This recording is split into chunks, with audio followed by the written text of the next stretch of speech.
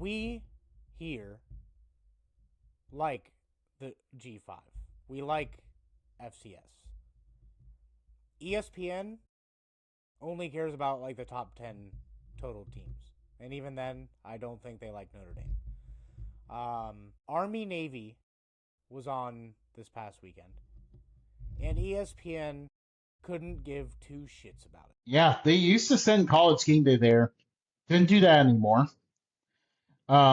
We've seen multiple occasions where ESPN and other larger networks continue to kind of just blow off this game, not talk about it, send stuff that people initially thought meant no college football at all because it kind of fit the brand of what they've been doing lately. But for the rest of us that aren't part of a big media network, this game, I think, still it drew a lot of fans. I'm not a big TV ratings person, but word was out that the ratings are pretty high.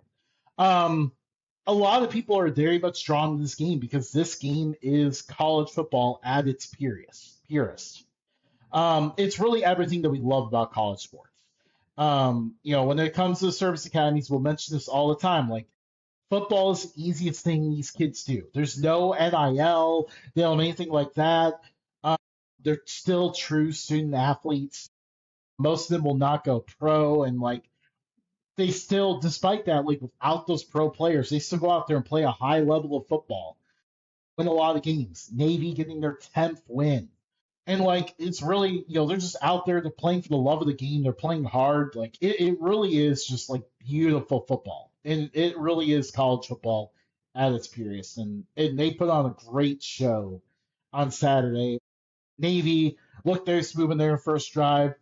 Army battled back. Army went up 16-7 at one point. Navy charged back to win it. Incredible game. Fun fact about this game. Did you know for Yeah. 50 years they played on top of active unexploded bombs? No, I did not know that. So when they made the stadium, where the stadium is at back in the day for Army, they would shoot mortar rounds into a hill. I forget the name of it. It wasn't Bunker Hill. It was something else. Mortar Hill, I think is what they called it. They shot mortars into this hill. Then they kind of stopped using it for a little bit, and then they were like, oh yeah, football, let's put a stadium here.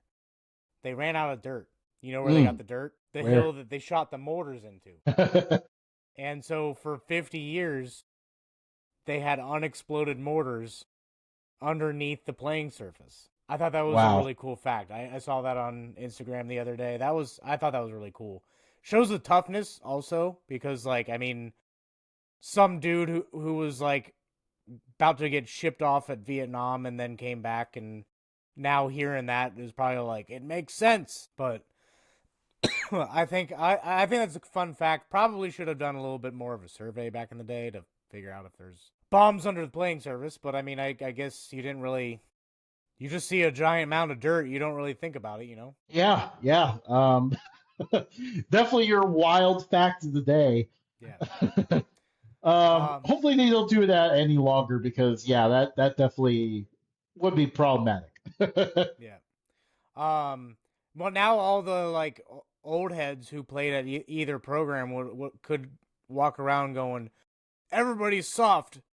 Back in my day, we used to play on top of mortar rounds."